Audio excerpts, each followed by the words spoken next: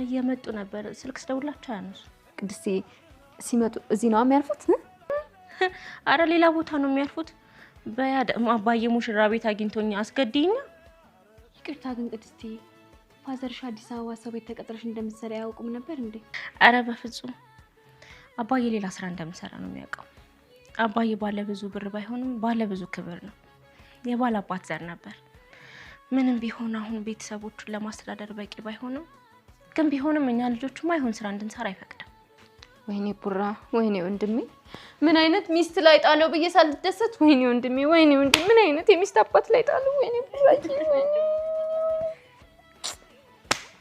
ምን ማለት ነው ደሞስ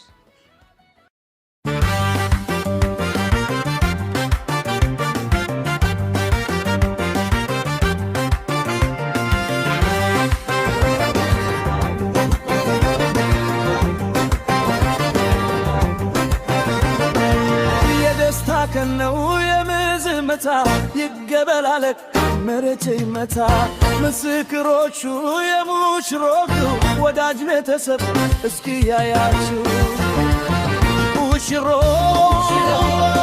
ሙሽራዬ ልጆቹ አጋቢኖቹ አበምክረት ሰው በልልታ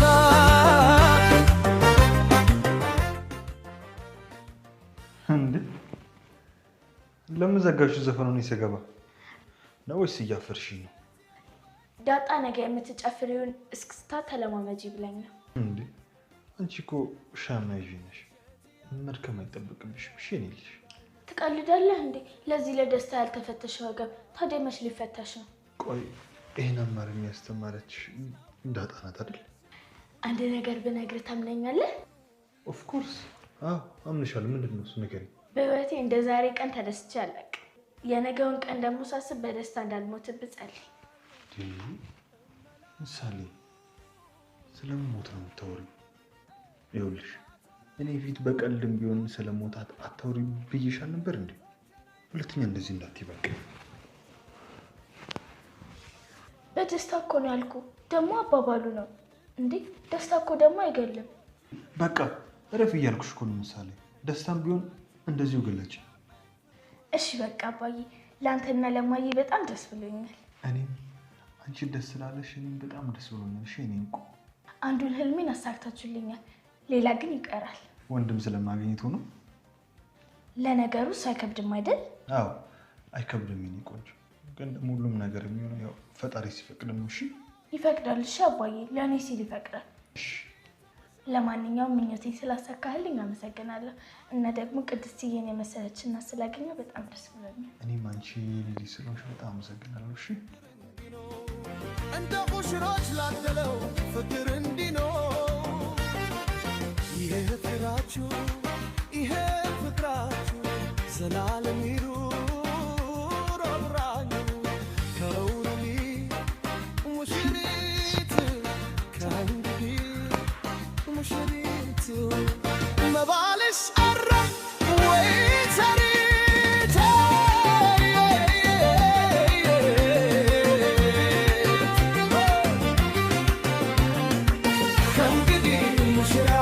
ከእንግዲህ ሙሽራው አማወራው ግበተራው ውቤ ከረቤላ ትዳራችሁ ብሉኝ አልጣፈጣችሁም ብሉ ዛሬው ሽታው ራሱ ማን ይሰራው አይደለችም ሜድና ተሰራችሁ መድብል ግን ምን ሆነ ነው እየደረስኩ ነው እኮ ብሎኝ ነበር ወይ ካልሆነ ድጋሚ ደውለታ እኔ እኮ በመሸ ቁጥር ስለሱ ነው የማስበው አይጣጣይ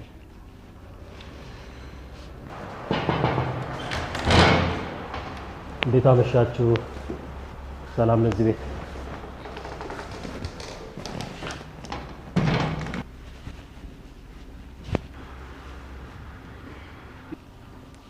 ይቅርታ አራቱ ላይ አረፈደን አይደል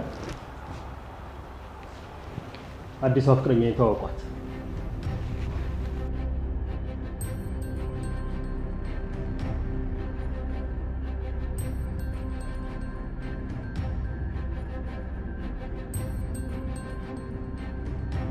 እናቴን ብዙ ጊዜ ቤት እየመጡ አነጋግረዋታል። ሆኖም ግን ምን እንደጠየቋትና ምን እንደመለሰች አልተረዳሁም። ያም ሆነ ይህ የግድያው ዕለት ተሰማ እሷ ጋር ለማደሩን አስረግጣለች። ይህ አዝማሚያ ደግሞ ለዛ ምናምንቴ በጣም እንደሚረዳው ሳይታለም የተፈታ ነው። እናቴን ስለ ጉዳዩ በግልጽ ላነጋግራት ሞክሬ ነበር። ነገር ግን ሁሉንም ነገር ዘግታ ድፍን ስላደረገችው አልተቻለኝም። አሁን ለማወቅ የምፈልገው የተሰማን ሁኔታ ነው። ማለት በግድያው የተጫወተውን ሚና ግን ፈጽሞ አልቻልኩም። እናታችሁ ጋር መምጣቱን ካቆመ ቆይቷል። ከሁሉም በላይ ያለሊት ቤቱ ለማደሩ በቂ ምስክር አቅርቧል ነበር ያለኝ መርማሪው።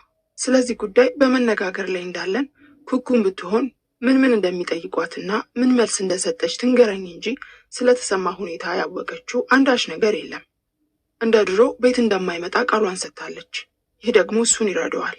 ብዙ ሰዎች እየቀረቡ ተመረመሩ፣ ቃላቸውንም ሰጡ። ጎረቤቶች፣ ቤተ ዘመዶች፣ ከተሰማም በኩል 2 ጎረምሳ ልጆቹ፣ ከመስሪያ ቤት ጓደኞቹም 3ቱ፣ ሙሴም፣ ሁሉም በየተራ ቃሉን ሰጠ።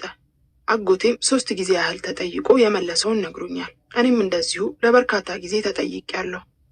በዚህና በሌሎችም ይሆናል ግምት ነበር የራሴን ህሊናዊ ፍርድ ሰጥ የነበረው። እከሊን እንደዚህ ካሉት እንዲሆናል ማለት ነው። እከሊትንም ይህን ከጠየቋት የመርማሪዎቹ አዝማሚያ ወደዛ ሄዷል ማለት ነው እያልኩ ነበር የራሴን ይሆናል ብይን የምሰጠው። አንድ ቀን እንደተለመደው የመቶ አለቃው የሲቪል ልብስ ለብሶ ወደ ቤት መጣ። መካከለኛ ቁመት ያለው፣ ሰውነተ ደርባባ፣ ጸጉሩ ዘማ፣ ጎላ ጎላ ያሉ አይኖች ያሉት፣ መልኩ የቀይ ዳማ፣ ቅንድ በግጥም ሳሳ ያሉ ከናፍርት ያሉት ቅልስልስ ቢጤ ነው። ሳሎን ከተቀመጠ በኋላ አንዳንድ ነገሮችን ይጠይቀኝ ጀመር። እኔም በሐምራዊ ክር ለመታሰቢያ የሚሆን ሹራብ እየታታው ነበር። የምወደውን መጽሐፍ ማንበብ እንኳ እርግፍ አድርጌ ትቻለሁ። እየየም ሲዳላ ነው። እቴቱን ቡና እንድታፈላ ከነገርኳት በኋላ ተመቻችቼ ቁጭ አልኩ። መርማሪው አይኑ እዛም ይቃብዛል። መርማሪዎች ሆዳቸውን በሆዳቸው ይዘው የሌላውን ሚስጥር እንደሚያውጣጡ ካነበብኳቸው በርካታ መጽሐፍት ለመገንዘብ ችያለሁ። ነገሮችን እንደ ጥቁር ደመና በተመርማሪው አእምሮ ላይ ያጠሉና ያስጨንቁታል። ይህኔ የሆዱን ሁሉ ዘግዝኮ ይነግራቸዋል፣ ወይም በማባበልና በማግባባት ሚስጥሩን እንደ ላም ወተት አልበው ይለቁታል። ይህንንም እምቢ ካለ እንኳንስ የፈጸመውን ያሰበውንም በሚያስለፈልፍ ማሰቃየት ያውጣጡታል። እኔ ደግሞ ይህንን ሁሉ አሳምሬ ያውቃለሁ። መቼም የጣጠኛ ሀገራችን ገዢዎች የማሰቃያ ዘዴዎች ከናዚዎች ቢስተካከል እንጂ አያንስም። ቆዳን በካራ ገፈው አሲድ ወይም ሚጥሚጣ ያደርጉበታል። ጣቶችን ይቆራርጣሉ፣ አይን ያጠፋሉ፣ ጥርስ ያውልቃሉ፣ ጸጉር ይነቅላሉ፣ በእሳት ያቃጥላሉ፣ ውሃ የተሞላ ጠርሙስ በወንድ ብልት ላይ ያንጠለጥላሉ፣ እስከ ሞት ድረስ ያስርባሉ፣ ያስጠማሉ፣ ከነ ህይወት ይቀብራሉ፣ የገዛ መቃብር አስቆፍረው ይቀብራሉ፣ በሬሳ ላይ ያዘፍናሉ፣ በሴት ብልት የጋለ ብረት ይጨምራሉ፣ ከነ ነፍስ ለተኩላ ይሰጣሉ። በደቡ ከተገናኙ በኋላ አንቀው ገድለው አደባባይ ይጥላሉ። የፈላ ውሃ ውስጥ ይጨምራሉ፣ ቀጥቅጠው ይገድላሉ። ከግንድ ጋር በችንካር መተው ፀሐይ ላይ ያሰጣሉ። እንደ ታጠበ ልብስ ጠምዝዘው ይገድላሉ፣ ውሃ ውስጥ ይደፍቃሉ። መቼም በአምባገነኖች የተፈጸመውን ሁሉ መዘርዘር አይቻልም። ጥቂት ጊዜ በጸጥታ ካሳለፍን በኋላ አንስ ወይዘሮ ዲና ሲል ፈገገ። አለሁ እኔስ የሞተ ተጎዳ እንጂ እናንተም አቃታችሁ መሰለኝ ስል በውስጣ ወይራ ነካሁት። አያቅተንም አለ ትንሽ ፈገግ እያለ። እንደዚህ አይነቱ ውስብስብ ወንጀል ምርመራ በጊዜ ሂደት ነው የሚከናወነው። ምን ጊዜ ያስፈልገዋል? ገዳዮቹ እንደው የታወቁ ናቸው። እነርሱን ለፍርድ ማቅረብ እውነት አቅቷችሁ ነው? ያም ቢሆን እኮ ጊዜ ይፈልጋል። በእነዚህ ጥቂት ቀናት ውስጥ አለ የጣቶቹን አጽቆች በአውራ ጣቱ እንደ መቁጠር እያለ። ተጨባጭ የሆኑ ማስረጃዎች ሰብስቦ አስፈላጊውን ውሳኔ መስጠት መቼም አይቻልም። ጉዳዩ ደግሞ የመርማሪዎችን ብቻ ሳይሆን የእናንተንም ጥረት የሚጠይቅ ነው። በእናንተ በኩል ግን ለመተባበር ያለው ዝንባሌ አለና ንግግሩን አቁሞ ከንፈሩን ለጠጠ። እኔም ነገሩን የማወቅ ጉጉቴ ከፍ እያለ ምንድን ነው በእኛ በኩል ችግሩ ስል ጠየቅኩት። አይኔን ከሹራቡ አንስቼ ሰረቅ አድርጌ እያየሁት ሳታውቂው አትቀሪም ብሎ ተቅለሰለሰ። እናትሽ የምንፈልገውን ያህል መረጃ አልሰጡንም። እንዲያውም ከጓደኞቹ ጋር ተጣልቶ ይሆናል ነው እንጂ ተሰማ ይህንን አይነት ድርጊት አይፈጽምም ብለውናል። በተጨማሪም ቴክኒካዊ መረጃዎቹ አጠራጣሪና አሻሚ ናቸው። ከዛች ከሰራተኛችሁ በሰማነው ትረካ መሰረት የመኪና ግጭት ሰምቻለሁ እንዳለችን የሞገስ መኪና ተጋጭቶ ጋራጅ መግባቱን ደርሰንበታል። በእርግጥ ሞገስ በነገሩ ላይ እጁን እንዳስገባ ፍንጭ ተገኝቷል። ዝርዝር ሁኔታውን ግን አሁን ልነግርሽ አልችልም አለና ራሱን ወደ ቀኝ አዘነበለ። የአሻራ ምርመራው ደግሞ በከፊል ያንቺ የእህትሽና የእናንተው ነው እንጂ የተሰማ አሻራ ጨርሶ አልተገኘም። በአሻራ ምርመራ በኩል የሞገስም ቢሆን አጠራጣሪ መሆኑን ከአሁኑ ልነግርሽ እወዳለሁ። እንግዲህ በዚህ ማስረጃ ነው በእነዚህ ሰዎች ላይ የሚፈረደው። ይህን መሰል ድብቅ ወንጀል ለማጣራት ረዘም ያለ ጊዜ ይወስዳል ያልኩሽም ለዚህ ነው አለና ሲጋራውን ለመለኮስ ፓኬቱን አወጣ። ከተናገረው መሃል ተሰማ ይህንን ወንጀል አይፈጽምም ብላ እናታችን የተናገረችው ስላበገነኝ የእናታችን ለተሰማ ጥብቅና መቆም ወትሮም የታወቀ ነው። የቤተሰባችንን የህይወት ታሪክ በቀደም ዕለት ዘርዝሬ ስለነገርኩ አሁን በመድገም አላሰለችም። የሆነ ሆኖ እናንተ ጉዳዩን ማጣራት ካቃታችሁ ወይም አውቃችሁ ለማድበስበስ የምትፈልጉ ከሆነ እኔም የራሴን እርምጃ ወስዳለሁ አልኩት፣ የእልህ ሲቃ እየተናነቀኝ። ምን ልታደርጊ ትችያለሽ አለኝ የፌዝ እየሳቀና ትከሻውን ወደ ፎቴው እያስተጋ። ምንም ልታደርጊያችም። እኛ እንደው የስራችን ጸባይ ስለሆነ ከከሳሾች ያንቺን አይነት ሮሮ ከተከሳሽም ስሞታና ምሬት ይደርሰናልና ለእኛ አዲስ አይደለም፣ የኖርንበት ነው። ያም ሆነ ይህ ለስራችን እንቅፋት እንደማትሆኝ እርግጠኛ ነኝ አለና ሲጋራውን ለምጠጥ አድርጎ ቡናውን ፉት አለ። እቴቱም ቡናውን አድርሳልን ስትመለስ በተኳር አይኑ ከእግር እስከ ራሷ ተመለከታት። እሷንም ቢሆን አንድ ሁለት ያነጋግሯት ያሏትንና ያለቻቸውን ዘርዝራልኛለች። እስቲ አንተ በእኔ ቦታ ሆነ ተመልከተው አልኩት የምታታውን ሹራብ እያስቀመጥኩ። አባትህ በእናትህ ተቃጥሎ ይሞታል። ወንድምህም በእሷ ሰበብ በጩቤ ታርዶ የደም አበላ እየወረዱ ይሞታል። እናትህ ግን ለውሽሟ ጥብቅና ስትቆም አትበግንም? አንገቴን አሰግጌ ተመለከትኩት። በጣም ስለተበሳጨው ካፌ የወጣውንም አላስተውለው። ኖ እንደዛ ማለት አይደለም፣ ነገሩ አያበሽቅም አላልኩም። እኛም እኮ ሰብአዊነት አለን፣ ይሰማናል። እንዲያውም ከእናቴ ይልቅ የምንጠበበው እኛ ነን። ማንም ከሳሽና ጠያቂ የሌላቸውን ወንጀሎች እየተከታተለን አይደል እንዴ ጥፋተኛን ወደ ፍርድ ዙፋን የምናቀርበው? አለበለዚያ ለምን ደሞዝ እንበላለን? ለምንስ እናተን እናስቸግራለን? ነገሮች ግን ሰፋ ባለና በተለያየ አቅጣጫ ስለምንመለከት ከዚህም በላይ በርካታ የስራ ጫና ስላለብን እናንተ በምትፈልጉት ፍጥነትና ሁኔታ ልንወጣው አንችልም። በአሁን ጊዜ እንደምታውቂው ወንጀለኞች እንዳሸን ፈልተዋል። ይህ ሁሉ ደግሞ በመልኩ እየተጣራ መቅረብ አለበት። ባይገርምሽ አሁን እኔ ከእናተ ጉዳይ ጋር 6 የሚሆኑ የግድያ ወንጀሎችን አጣርቼ እንዳቀርብ ከበላይ አካል ትዕዛዝ ተሰጥቶኛል። ስለዚህ እናንተም እየተባበራችሁን እኛም እየጣርን በቅንጅት ነው የተፈለገው ግብ ለመድረስ የምንችለው አለና በሰፊው ተንፍሶ ሲጋራውን ሳበ። የተናገረው ሙሉ ለሙሉ ስላላረከኝ ቆይ እስኪ ምንድን ነው የኛ ችግር ስላፋጥጬ ጠየቅኩት። ብዙ ነው አለ ግራ እጁን በተሰላቸው ሁኔታ እየዘረጋ። ከሁሉም በላይ ግን የቴክኒክ መረጃዎች በተለይም የአሻራው ጉዳይ ራሳችንን ነው የበጠበጠው። እንዴት እናቴ ተማራችሁ ሆናችሁ ብዙ ስታውቁ እንደዛ አይነቱን ጭልጥ ያለ ስህተት ትፈጽማላችሁ? ይታይሽ 12 የሚሆኑ ሰዎች አሻራ ተሰብስቧል። እንግዲህ የማን ነው ብለን እንፈርጀው። ለመለየት በእርግጥ ረዘም ያለ ጊዜ ቢወስድም እንለየዋለን። ግን ያንን ሁሉ ሰው በየጊዜው እየጠሩ ማስቸገር፣ ማነጋገር፣ መመርመር ስንቱን ልዘርዝርልሽ? እልህ አስጨራሽ ነው።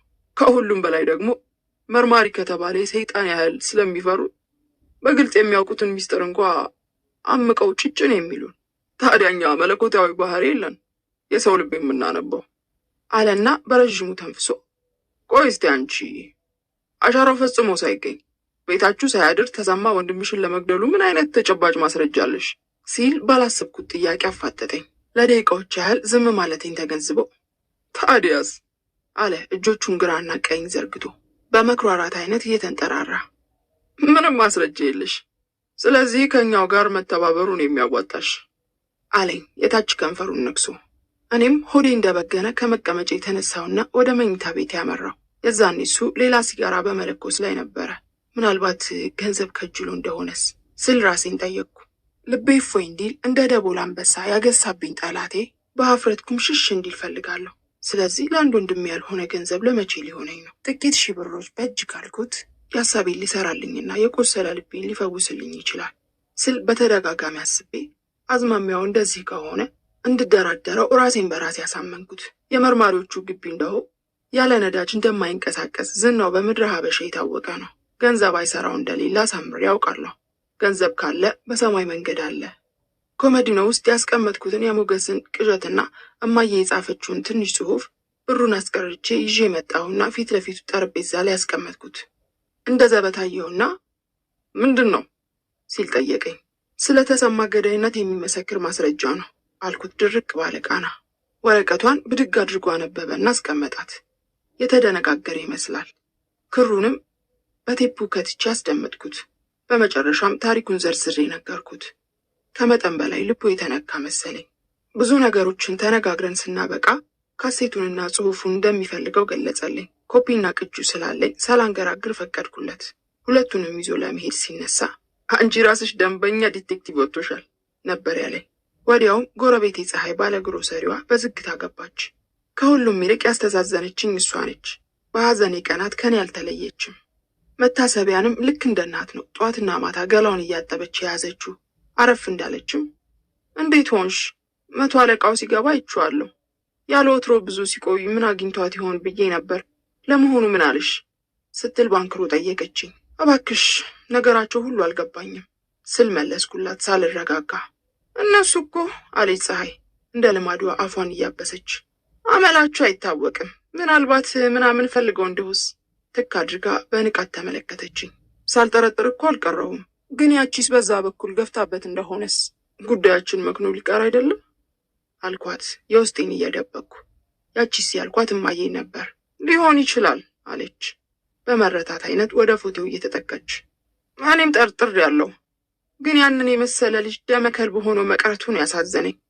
አሁን በዛ ሰሞን በምሽት መተሽ ጓዳ ውስጥ ተሸሽገሽ ተሰማና ሞገስ ሲነጋገሩ ያዳመጥሽው ጆሮሽ የሰማው ነገር ቀላል ነው? ትዕዛዝህን ፈጽማለሁ እያለ ሞገስ ሲዝት ምን ሰምተሽዋል? ለአንቺ ምኑን አወራሻለሁ? እንዳሰበው አደረገ። ተሰማም ሱሪ ታጥቋል። ግን የዚህን ምስኪን ደም ጌታ ይፋረድለት፣ ሌላ አልልም አለችና እንባዋን በነጠላው አበሰች። እኔም ሳላውቀው እንባዬ ኮለል ብሎ ወረደ። ጥቂት ጊዜ በጸጥታ ስንላቀስ ከቆየም በኋላ ያን ያልኩሽ ነገር እንዴት አደረግሽው ስል ጠየቅኳት። አለች ከሀሳብ እንደ መንቃት ብላ። ከሁለት ደላሎች አግኝቻለሁ። ፊት እኮ ብናውቅ ኖሮ እኔው ጋር ባለዳዎች ያዝያዙት ነበረ። እየሸጥኩ ጨረስኳቸው እንጂ አንደኛው ዋጋውን አሳርሮ 500 ይላል። በካርታ የሚገጠም 7 ጎራሽ አውቶማቲክ ነው። ሌላኛው ደግሞ 6 ጎራሽ ተሽከርካሪው ነው። ሁለቱንም አምጥቼ ታዩና ደስ ያለሽን ታስቀሪዋለሽ። እንደዚህ ገፍቶ የመጣን ጠላት አፈር ማስጋጥ ያስፈልጋል። የታባቱንስና የትኛው ይሻል ይመስልሻል? እኔ እኮ እጅግም አላውቀው ስል ጠየቅኳት አይኖቿን ትክ አድርጌ እየተመለከትኩ። ታይዋለሽ፣ ነገ ወይም ከነገ በስቲያ አመጣዋለሁ። ብቻ ዋጋ እንዳንበላ መጠንቀቅ ነው። እነ ኢየሩሳሌም ደረሱ ስትል ጨዋታዋን ቀየረች። አክስታቸው ቤት መሄዳቸውን ነግሬያት ብዙ ከተጨዋወትን በኋላ ወደ ቤቷ ሄደች። ለብቻዬ እንደተቀመጥኩም ከጥቂት ዓመታት በፊት በሬዲዮ የሰማሁት አንድ አስደናቂ የበቀል ታሪክ ወደ አእምሮዬ ጓዙን ጠቅልሎ መጣ። ሴቲቱ ጀርመናዊት ስትሆን ተቀዳሚና ተከታይ የሌላት አንዲት ሴት ልጅ አለቻት። ልጅቱ እንደ ምዝምዝ ወርቅ የሚውረገረግ ቁመናና እንደ ፀሐይ የሚያበራ ውበት ነበራት። ገና 9 ዓመቷን ሳትደፍን ከነሱ መንደር የሚኖር ሰፈር ያሰለቸው ወስላታ ጎረምሳ የእናትየዋን እግር ጠብቆ በድንግዝግዝ ወደ ግቢዋ በመግባት ልጅቱን አፍኖ ይወስድና በግፍ ሕጓን ይገስሰዋል። አንቆ ገሏትም ሊያመልጥ ሲል ይያዝና ይታሰራል። እናቲቱም በነገሩ አንጀቷ እያረረ ወደ ፖሊሶችና መርማሪዎች ዘንድ እየሄደች ልጁን ስትፋረድ መንፈቅ ያልፋል። እንዲያውም የነገሩ አዝማሚያ ልጁን ለከባድ ቅጣት እንደማይዳርገውም ጭምጭምታውን ትሰማለች። ታዲያ አንድ ቀን ዱርዬው ፍርድ ቤት ይቀርባል። እሷን በዕለቱ ተገኝታ ሁኔታውን ስትከታተል ዳኞቹ በጉቦ መወሰዳቸውን የስሚ ስሚ ያወቀችውን ያህል እዛው ፍርድ ቤት ውስጥ በሚያሳዩት ፍርደ ገምድልነት ትገነዘባለች። ጎረምሳውም ይጠቀስና ተነስቶ እኔ አልገደልኳትም፣ ደግሞ ወዳና ፈቅዳ ግንኙነት አደረግን እንጂ አስገድጃት አይደለም እያለ ሲያትት ልቧ ቆስሎ የከረመው እናት ቦርሳዋ ውስጥ የሸሸገችውን ሽጉጥ ታወጣና ግንባሩ ላይ ትቆጥርበታለች። ለብዙ ጊዜ ሲገርመኝ የኖረ ታሪክ ነው። እኔ ግን አሁን ሽጉጥ ያስፈለገኝ እንደዚህ ለማድረግ ሳይሆን ራሴን ለመጠበቅ ነው። ትላንት ወንድሜን የገደሉ ነገ ጠዋት ለእኔ አይመለሱም። ስለዚህ ተለል ማለት ስለሌለብኝ ነው በፀሐይ በኩል ማፈላለጌን የተያያዝኩት። ጊዜው 11 ሰዓት አካባቢ ነው። ከስራ እንደወጣው ወደ ላውንደሪ ጎራ ብዬ ነበር። ሰራተኞቼም የ100 አለቃው 2 ጊዜ መጥቶ እንደፈለገኝ ነግረውኝ እሱኑ በመጠባበቅ ላይ ነኝ። ከላውንደሪ ሰራተኞች ዋናይቱ ዘመዳችን ስትሆን የተቀሩት ደግሞ እንደዚሁ በእውቂያ የተቀጠሩ ናቸው። በተቻለ መጠን መሳሪያውን በጥንቃቄ እንዲይዙ ትመክራቸዋለሁ፣ እከታተላለሁ። ሁሉንም ነገር ለእነሱ አምኜ አልተውላቸውም። በአቅራቢያችን ከነበረው ቡና ቤት በስልክ አዝዤ ያስመጣሁትን ቡና በመጠጣት ላይ እንዳለው የመቶ አለቃው የሲቪል ልብስ እንደለበሰ መጣ። የመቻኮልና የመረበሽ ሁኔታ ይታይበታል። ከቀን ወደ ቀን ባደረግነው መቀራረብ ተላምጄዋለሁ። ፀሐይ በጠቁመችኝም ዘዴ ለመጠቀም አመቺ ሁኔታና ጊዜ እየተጠባበቅኩ ነው። 2 ጊዜ መምጣትህን ልጆቼ ነግረውኛል። ስላመላለስኩ በጣም አዝናለሁ። ለምን ፈለግኝ አልኩት ሰላምታ ከተለዋወጥን በኋላ። አሁን ተመላለስኩኝ። ለጉዳያችሁ ነበር። አንዴ ማነጋገርሽ ጉዳይ አለ አለና በአይኑ ወደ ጓዳው አማተረ። ሁለታችንን የሚያስቀምጥ ቦታ ይኖር ይሆን ሲል ጠየቀኝ። ንግግሩን ካጤንኩት በኋላ ቦርሴን ይዤ እየተነሳው እዚያ አይሆንም ቆይናማ ብየው ፊት እየመራ ወደ መኪኔ ገባው። እሱም ከፊት ለፊቱ በኩል ገብቶ ተቀመጠ። ወዲያውም ወደ ድሮ አየር ማረፊያ እንሂድ ወይስ ወደ መስፍን ሐረር መንገድ ብዬ ጠየቅኩት። እንዳልሽ ግን ብዙ አንቆይም አለ። በሁኔታዬ የተገረመ ይመስላል።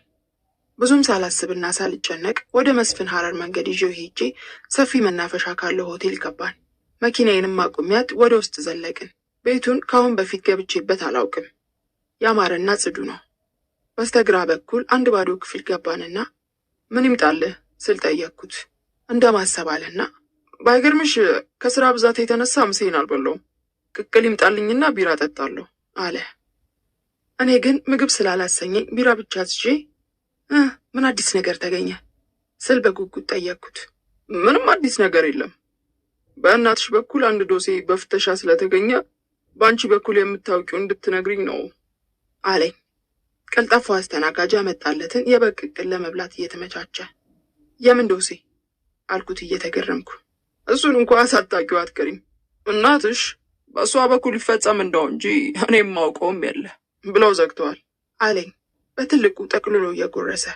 አጎራረሱ ደስ አለኝ። እንደ ኢንጂነር ነው። ኢንጂነር ቶሎ ቶሎ አይጎርስም። እንጀራውን በትልቁ ይቆርስና ወጡን ደህና አድርጎ አጥቅሶ እንደገና የነካካውን ጨምሮ ከዚያም ሌላ ደረቅ እንጀራ በጥቆ ተመልሶ ወጥ አስነክቶ አንዳሽ ካሳከለ በኋላ ነው የሚቆርሰው። ታዲያ የዚህኛውም ቅጥ እንደሱ ስለሆነ ደስ አለኝ። ምን አለ ግልጽ ብታደርግልኝ ስል ደግሜ ጠየቅኩት። ምን መሰለሽ አለ በጉርሻና ጉርሻ መሃል ቢራውን እየተጎነጨ። ዘቢብ ወደ ካናዳ ሊሄድ ማቀዱን መቼም ሳታውቂው አትቀሪም በማስተማመን አይነት መልከት አደረገኝ። እኔ ግን እንከፍ አልኩት በሆዴ። እናም ሌሎች መርማሪዎች ቤቱን በተለይም የእሱን ክፍልና ቤተ መጽሐፍ ሲፈትሹ ዶሴውን አገኙት። ተሰማን ገድሎ ለመሄድ እቅድ እንደነበረው የጽሑፍ ማስረጃ ተገኘ። ከእኔ ጋር ጉዳዩን ለማጣራት የተሰማሩት የስራ ባልደረቦቼ ከአንቺ የወሰድኩትን ካሴትና ወረቀት ተመልክተው አድሏዊ ምርመራ እያካሄደ ነው በማለት ለበላይ አካል አመለከቱብኝ። አሁን ይኸውልሽ በአንቺ ሰበብ ባለቀዬ እንኳ ተመርዣለሁ። መቼም ምን ትለኛለሽ ብዬ ነው እንጂ እዚሁ እንኳ አብረን መግባታችንን አንዱ በላባይ ቢያይ ለአለቀዬ ሹክ ብሎ እኔን አስመርዞ ይሾምብኛል። መቼም አበሻ ወንድሙን እያረደና እያሳረደ ነው የሚሾሙ የሚሸለመው። ስለዚህ ነገሮችን ማከናወን ያለብን በጥበብ ነው አለና የበላበትን እጁን በማበሻ ወረቀት ጠራርጎ 1-2 ካገሳ በኋላ ቢራውን ተጎነጨ። ረብ ያለው ውለታ የማይውል የእንጨት ምንቸት መሆኑን ወዲያውኑ አወቅኩ። ካሴቱንና ወረቀቱን የወሰደ ሰሞን በዚህ ማስረጃ ብቻ ለጥብስ ነው የማደርሳቸው አይዞሽ ብሎኝ እንዳልደነፋ ሁሉ ዛሬ ቃሉን አግድሎ አዲስ ሰው ሆኖ መቅረቡ አበገነኝና አንተ ነገሩን መጨረስ ካቃተ ካለቆቹ ጋር አገናኝ ወይም እኔው ራሴ ላመልክት። የዘቢብ ካናዳ መሄድ ከሞቱ ጋር የሚያገናኘው ነገር የለም። የታሰሩት ወንጀለኞች የወጠኑትን ሴራ በጉልህ የሚያሳይ ማስረጃ ከማቅረብ ሌላ ምን አባቴ ላድርግ? እንዲህ እያላችሁ የወንድሜን ደም ከንቱ ልታስቀሩት ባትሞክሩ ጥሩ ነው አልኩት እልህ እየተናነቀኝ። እስኪ ረጋ በይ አለ ሲጋራውን እየለኮሰ። ምኑን ረጋ አልኩት ካፉ ነጥቄ። ይህ ነገር ከተጀመረ ስንት ጊዜ ሆነ? ገና 2 ወር አልሞላም ሲል በትህትና መለሰልኝ። ነገር ከሰነበተ ጠላ ከሻገተ ዋጋ እንደሌለው ጠፍቷቸው አይደለም። የቆሰለ ልቤን ማን ይፈውስልኛል? አንተም የምትረዳኝ መስለ ገሸሽ ልትል ነው አልኩት እንባ እየተናነቀኝ። የወንድሜን ደም ለመወጣት እንኳንስ ገንዘብ ሌላም ብሰጠው ፈቃደኛ ነኝ። አትሳሳች፣ ምንም ልረዳሽ አልችልም። የበላይ አካላት እንደመረዙኝ የነገርኩሽ መሰለኝ።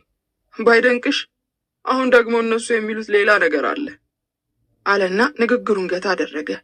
አለመናገሬንም ማስተውለው ያለምንም ማስረጃ ይህን ያህል ጊዜ ታሰረው ተሰማ የዋስ መብት ይከበርልኝ ባለው መሰረት ነገ ወይም ከነገ ወዲያ ሊፈታ ይችላል። ከኔ በስተቀር ሁሉም በነገሩ ተስማምተውበታል አለና ከባድ ሸክም ያሳረፈ ያህል ጫን ተነፈሰ። ሆዴ ብግን ስላለ ምንም አልተናገርኩም። ባልተለመደ አኳኋን ፊት ያለውን ቢራ ጭልጥ አድርጌ ጀርባዬን ለመቀመጫው ሰጠው። የዘቢብንም የእናቴንም እያነሳ ዳርዳር ሲል የነበረው ይህኑ ለማርዳት መሆኑን ተገነዘብኩ። በተጨማሪም አለ ጠረጴዛውን እየተመለከተ፣ አንድ ግልጽ ላደርግልሽ የምሻው ጉዳይ ቢኖር የሰዎቹ አዝማሚያ በአንቺ ላይ ማተኮሩ ነው። እቴቱ የምትባለው ሰራተኛሽ ዘቢብ አምሽቶ መሄዱን ተናግራለች። እናትሽም እዛው ይፈላለጉ እንደ ፍጥርጥራቸው ብለዋል። ትዕግስትም እኔ ምንም አላውቅም፣ ወትሮም የዘቢብ ግብብነት ከዲና ጋር ነው። ሰውየው ቤት ካላደረ እናቴ ይህንን ወንጀል ትፈጽማለች ብዬ አላምንም ብላለች። ይህንንና የመሳሰለውን በመያዝ ሌሎች መርማሪዎችም ነገሩን በሌላ ተርጉሞታል። ይኸውም በልቅሶ ጊዜ የነበሩት ሰዎች ከፊሉ እናትሽ በእጅ አዙር እንዳስገደሉት ያሙትን፣ ጥቂቶች ደግሞ እንዳይዋረሳት ስለፈለገች በገንዘብ ሰዎችን ገዝታ ያስገደለችው ዲና ነች። ትዕግስት ምንም አታውቅም፣ ያሉትን ይዞ ባንቺ ላይ ያተኩራል አለና አሁንም ጫን ተነፈሰ። በጣም ስለበሸኩ ሌላስ የምትጨምረዋለህ ስል በስላቅ ጠየቅኩት። ሙች ቀልዴን አይደለም፣ የምርመራ ስራ ውስብስብ ነው። ሟቹ አንቺ ጋር ማምሸቱን አምነሻል። ተጠርተሽ እንደደረሽም ላይ ወደቅሽው የአስከሬኑ የቴክኒክ መረጃ ለማጥፋት እንደተደረገ ተወሰደ። ያም አልበቃ ብሎ አስከሬኑ ወደ ቤት እንዲገባና በርካታ ሰው እንዲነካካው ተደረገ። በዚህ ላይ ራስሽ ያቀረብሽው ካሴትና ወረቀት ተመልሶ በአንቺ ላይ የሚመሰክር ሆነ። ይኸውም እጅግ በረቀቀ ዘዴና ጥበብ ይህንን ግድያ አስባና ስልታ ፈጽመው ሊሆን ይችላል ወደሚል ግንዛቤ ላይ መርማሪዎቹ ደረሱ። እንግዲህ ይታይሽ፣ በአንደኛ ደረጃ ተከሳሽ ያደረግሽው ተሰማ ቤታችሁ ካላደረ፣ አንድም አይነት የአሻራ ማስረጃ ካልተገኘበት፣ እንዴት አድርገን በይሆናል ብቻ ሙሉ ለሙሉ ተጠያቂ እንዳድርገው? በቡድን ውስጥ አንቺን የሚደግፍ ሀሳብ ሰነዝር ለራሴም ስለሚያዘጋኝ አፌን ይዤ ጭጭ አልኩ። እጅ ከፍንጅ የተያዘ ነገር የለም። ሞገስም ቢሆን ከተሰማ ጋር የረባ ግንኙነት እንደሌለው ነው ቃሉን በተደጋጋሚ ሰጠው። ከተሰማ ልጆች መሃል አንዱን በአሻራ ምርመራ ሰበብ አስረነው ነበር። አጥጋቢ ስላልሆነ በዋስ ተለቋል። እስቲ ራስሽ ፍረጁ አለና በሰፊው ተነፈሰ። ግን እናንተ ምን አይነቶቹ ናችሁ? እንዴት እንደዚህ ትመለከቱታላችሁ? ይሄ የሰይጣን ቁራጭ ወንድሜን አርዶ አበሳውን በእኔ ላይ ሲያብስ ፍትሄ ነው? ይሄ ነው የመርማሪዎች ጥበብ? እንባ እየተናነቀኝ በምሬት ነገርኩት። ይህንን ሁሉ እኮ ነግሬ ነበር ሲል አስተባበለ። እነሱ የሚሉት በህግ ፊት ከሳሽም ሆነ ተከሳሽ እኩል መብት አለው። መረጃዎች በከሳሾች ተበለሻሽተዋል። እጅ ከፍንጅ የተያዘ የለም። ተከሳሾች በሙሉ የክህደት ቃላቸውን ሰጥተዋል። ተከሳሽ ደግሞ ስለተጠረጠረና ስለታሰረ ብቻ ወንጀለኛ ሊሆን አይችልም። በአንጻሩ ወንጀለኞች በማሳሳት አስፈርደው ንጹሐንን በራሳቸው ገመድ ላይ ያስገቡ ይችላሉ የሚል የምርመራ ስልት ስላለ ጉዳዩን በስፋትና በጥልቀት በሌላም አቅጣጫ እንመልከተው ነው። የፍርሃት ስሜት ፊቱ ላይ ይነበብ ነበር። እንግዲህ ዲና ነች ዘቢብን ያስገደለችው የምትሉት? አልኩት በደረቁ እየሳኩ። ርድብን ብያለሁ። ፈጽሞ ያልጠበቅኩት ሁኔታ ነበር። እጆቹን ግራና ቀኝ ምናልባት በሚል አይነት ዘርግቶ፣ የሰዎቹ አዝማሚያ እንደዛ ነው። ነገሮች ሁሉ እንደ ፍላጻ አይን ወደ አንቺ እያነጣጠሩ ነው አለ። አንተ ግን ታምንበታለህ? ይህ እንኳ የማይጠየቅ ጥያቄ ነው አለና እንደማሰብ አለ። ስለ ገንዘብ ብዙ የምታውቂ ስለሆነ ጊዜ አላጠፋም።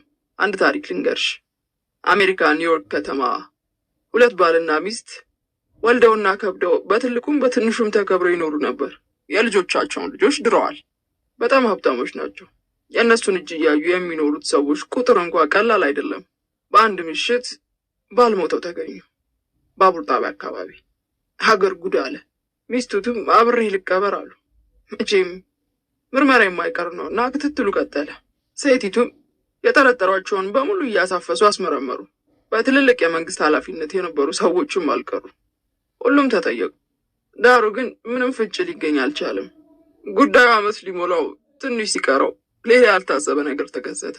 አንድ ብልህ መርማሪ ቤተሰቡ ለጉብኝት ወደ ውጭ የሚሄድበትን ጊዜ አጥንቶ ወደ ቤታቸው ገብቶ ሲፈታትሽ ከሴቲቱ የጸሎት መጽሐፍ ውስጥ ሚስጥሩ ተገኘ።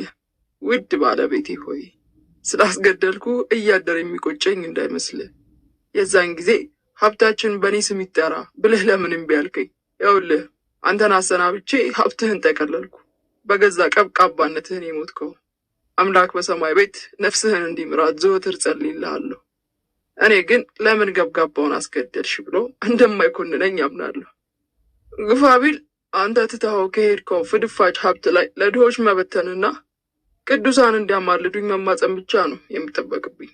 ከ70 በላይ ነፍስ በግፍ አጥፍተው በጻድቃንና በቅዱሳን ምልጃ ብቻ የገነት በር ወለል ብሎ የተከፈተላቸው እንዳሉ ስለምንሰበክና ስለምናምን የኔ ነገር አያሳስብህ። ይልቅ አንተኑ ይቅር ይበልህ። አሜን። አቡነ ዘበሰማያት ነበር የሚል ጽሑፉ። ወዲያውም ሴቲቱ ቀርበው ተጠየቁ። ምንም ሳያንገራግሩ አመኑ። ለእነማን ምን ያህል ሺህ ብር ሰጥተው እንዳስገደሏቸው ዘከዘኩ። እናም አንድ ሰሞን በምድር አሜሪካ በጋዜጦችም ሆነ በሬዲዮ ከዚህ ሌላ ወሬ አልነበረም። ስለዚህ ገንዘብ አይሰራውና አያሰራው የለም። እንኳንስ የአባትሽ ልጅ ብቻ የሆነውን ይቅርና እንደዚህ ወልደው የከበዱትም በገንዘብ ሰበብ ይጋደላሉ። እናም መጠራጠር የስራችን ዋና ባህሪ መሆኑን አትዘንጊ አለና ተቁነጠነጠ። ሆዴ ቢበግንም ራሴን ጎንበስ በማድረግ ሊሄድ እንደሚችል ነግሬው አሁንም ቢሆን የተቻለውን ያህል እንደሚረዳኝ ቀባጥሮ ወጣ። ላደርስህ እንኳን አላልኩትም፣ ጨሻለሁ። የነገሩን የሂደት አዝማሚያ ቀስ እያልኩ አብሰለስለው ጀመር። ዘመድ አዝማዱ በእኔ ላይ መደፍደፉን ነግሮኛል። የመርማሪዎቹም ኢላማ ሆኛለሁ። ማንም መንገድ ኃላፊ በፈጸመው ወንጀል እኔ ልጠየቅ ነው ማለት ነው። ከሁሉም ያቃጠለኝ ደግሞ የእኔ መጠርጠር ሳይሆን የወንድሜ ደም ከንቱ ሆኖ መቅረቱ ነው። ልቋቋሙ የማልችለው ፈተና ፊት ለፊት የተደነገረ። እስከ ዛሬ ድረስ በተለያየ ሐዘንና መከራ ፍዴን የበላሁት አንሶኝ አሁን ደግሞ ደም የተቃባኝ ተሰማ ባጠነጠነብኝ ወጥመድ ተተብትቤ ልወድቅ ነው። በሰፈሩት ቁና ይሰፈራሉ ብዬ ስጠብቅ ከናካቴው ነገሩ መልኩን ቀይሮ መያዣና መጨበጫው አይነ ተኩላው ጠፍቶ እኔው ትከሻ ላይ ዘፍ አለ። የተሰማ የተቀነባበረ የሴራ ጅራፍ ስጋዬን አልፎ አጥንቴ ድረስ ዘልቆ ገብቷል። አወይ አወይ! ልቤ በብሽቀት ነፈረ። ያቀድኩት በሙሉ እንደ ረጋ ሰራሽ ግም ፍርስርሱ ወጥቶ ትልሜ መና ቀረ። መርማሪዎቹም ነገሩን አንድም በገንዘብ ኃይል አሊያም የተሳሳተ መረዳት በሚፈጥረው ድድብና እንዳበለሻሹ ተገነዘብኩና በቃኝ የእናንተ ነገር አልኳቸው በሆዴ። እነሱ የፈለጋቸውን ይቀባጥሩ እንጂ የወንድሜ ገዳዮች ተሰማና ሞገስ ለመሆናቸው ቅንጣት ታህል አልጠራጠርም። ይህንን ከተጠራጠርኩ የራሴንም ህልውና ተጠራጥሬያለሁ ማለት ነው። ስለሆነም ነገሩን አሜን ብዬ ልቀበላቸው አልፈለግኩም፣ አልችልምም። ጭርሱን እልህ ባህር ውስጥ አለምኩ። አዳሜ የለደፈብኝን የጭቃ ጅራፍ ለይተው ማየት ሲገባቸው ጭልጥ ብለው በመሳታቸው አይንቁ ንቀት ነኳቸው። ጽኑ ቂም በሆዴ ተቋጥሯል። ይህንን ቂም ደግሞ ሊሽረው የሚችለው የባለደሞቼ አስፈላጊውን ቅጣት ማግኘት ብቻ ነው። የነገሩ አዝማሚያ ግን ኮረንት የሚያስጨብጥ ነው። በጣም ያበገነኝ ደግሞ የትዕግስት ራሷን ንጹሕ ማድረግና ከነገሩ ገለል ማለት ነው። በጣም ገረመችኝ። የኔ ልብ ግን ከሸፈተ ቆይቷል። የሰዎቹን ነገር ተጠብቤ ያብሰለሰልኩት፣ አውጠነጠንኩት። ዳሩ ግን ውሃ ቢወቅጡት እምቦጭ ሆነብኝ። በሸርና በክፋት በተንኮል እውነተኛውን መስመር የሳተ ሰውን ከመመለስ የበለጠ አስቸጋሪ ስራ እንደሌለ አውቃለሁ። የዚህን የ100 አለቃ የበላዮች በምን መንገድ ላሳምናቸው እችላለሁ? አንድ የተሳሳተ ፈር ይዘዋል። ለመሞከር አስቤ ነገሩን ስመረምረው ሙትት ብለው ከደከሙ በኋላ አቀበት ለመውጣት እንደመጀመር ሆነብኝ። ደመኛ ጠላቴ ነገ ወይም ከነገ በስቲያ ከእስር እንደሚለቀቅ ተነግሮኛል። ሰው ሁሉ ቤቱ እየሄደ እንኳን የንጹሕ አምላክ አስፈታ እያለ ሊቀበለው ነው። ወይኔ አልኩ ለራሴ። እንዲያው ወይኔ እንግዲህ በመንገድ ላይ ቢያገኘኝ ምን አባትሽ ትሁኝ የልቤን ሰርቻለሁ እያለ ሊያስካካብኝ ነው። ይህን ባሰብኩኝ ጊዜ ፊቴ ጭው አለ። የተወለድኩበትን ቀን እንደ ኢዮብ ረገምኩ። በሌላ በኩልም ድንገት መርማሪው አውቆ ሊያውጣጣኝ ያደረገው እንደሆስ የሚል ጥያቄ ብልጭ አለብኝ። ሆኖም ተጨንቆና ተጠቦ እንደነገረኝ ሳስተያየው አልመስልሻለኝ። እውነት በአደባባይ ስትረገጥ ዝም ብዬ ተመለከትኳት። ሕይወቴን ጠላኋት። እኔም እንደ ሌሎቹ ጓደኞቼ ከባለቤቴና ከልጆቼ ከዘመድ ወንድም እህቶቼ ጋር በሰላም ለመኖር ነበር ከመነሻ የወጠንኩት። ሆኖም ግን ያልፈለግኩትና ያልጠረጠርኩት ዱብዳ በሕይወቴ ላይ በተርታ አለፈ። ሰው ከመነሻው ባላሰበው ትግል ውስጥ ነፍሱን እንኳ ሰጥቶ የሚገባው ወዶን ሳይሆን ባልጠበቀው ተጻራሪ ኃይል አስገዳጅነት ጭምር መሆኑን በውል ተገነዘብኩ። እኔም እዚህ ሁሉ የመከራ አረንቋ ውስጥ እንደምዘፈቅ በህልሜም በሆኔም አላሰብኩም ነበር። ሁኔታው ግን በግራና ቀኝ እየገፋፋ ሳልወድ በግዴ ለዚህ አበቃኝ። እዛው ተቀመጥኩበት ወንበር ላይ ከጥቂት ቀናት በፊት ስለዚህ ነገር አንስተን ስንጨዋወት ፀሐይ የነገረችኝ ትዝ አለኝ። ያን ሰዓት ሽጉጡን ገዝቼ ገንዘቡን ይዤ ልሰጣት ቤቷ ሄጄ ነበር። የንጹህ ደም በከንቱ ይቀር እንዳይመስልሽ፣ እውነት ትቀጥናለች እንጂ አትበጠስም ፈጽሞ። ሞታ ብትቀበር እንኳ ዳግም በታምር ትነሳለች። እነዛ ጠልተው የገደሏት ሁሉ ያያታል። ስለዚህ ተስፋ አትቁረጪ። አመቺ ጊዜና ቦታ ካገኘሽ ግንባሩ ላይ አብሪበት፣ ያብጥ ይፈንዳ። ለሌሎችም ክፉ አድራጊዎች መቀጣጫ ይሆናል። ብቻ ሁለት ልብ ሆነሽ አትወላዊ። ወይ እንደ እህትሽ እርግፍ አድርገሽ ታዩ፣ ወይም ገፍተሽ የክርሽን ስሪ ነበር ያለችኝ ስለተሰማ ልጆች በእሷ ግሮሰሪ አካባቢ መታየት ስትነግረኝ። እርግጥ ነው በልጅነቴ ከወንድ ጋር ግብ ግብ የምገጥም ደፋር እንደነበርኩ ትዝ ይለኛል። ወንዲላ ባልሆንም ጥቃትን የማይቀበል እልህኝነት አብሮኝ አድጓል። በተማሪዎች ረብሻ ጊዜ እንኳ ሱሪ ታጥቀን እንሰራ የነበረውን ገድል ከቶ አልረሳውም። ከግፈኞች ጋር በነበረው ትንቅንቅ እስርም ግርፋትም ቀምሻለሁ። በደረቅ ሌሊት እየተዘገኑ በየአደባባዩ የታረዱ ብዙ ቆንጆች ጓዶቼን ያጣው ስለሆንኩ ህይወት ብዙም የሚያጓጓኝ አልነበርኩም። ትዳር ከያዝኩኝ በኋላ ግን ያ ሁሉ ተረስቶ ገረምኩ። ልጆቼም ሲወለዱና ጊዜው ሲገፋ እየበረድኩ መጣሁ። አሁን ደግሞ ተፈታታኝ ትግል ከፊት ለፊቴ ተጋርጧል። ወኔ እንዳለ ነው። ሆኖም ግን መውለድ ያውም ተደጋጋሚ ኦፕሬሽን ጉልበቴን አልቦ ጨርሶታል። የተሰማን ጎረምሶችና ራሱን ተሰማን መቋቋም የሚችል አይመስለኝም። በሌላ በኩል ግን በለስ ከሰጠኝና እውነት ከረዳችኝ የልቤን እንደምሰራ አውቃለሁ። ለሁሉም ግን መታገስና መጠበቅ እንዳለብኝ ራሴን በራሴ መክሬ ከሆቴሉ ወጣሁ። ጠጪዎች ከዳር እስከ ዳር ተመለከቱኝ። እኔ ግን ቁብ አልነበረኝም። ምዕራፍ 19 ወይዘሮ ዲና አለኝ የመቶ አለቃ ጠረጴዛው ላይ መዳፉን እያስቀመጠ። ሁላችንም እኮ ከሕግ በታችንን እንጂ በላይ አይደለንም። ስለምን ስርዓት አታከብሪ? ስራ መቅደም አለበት ባይ ነኝ። ደግሞም በየጊዜው አለቃዬ ዘንድ እየቀረብኩ ፍቃድ መጠየቅ አስፈላጊ አልመሰለኝም።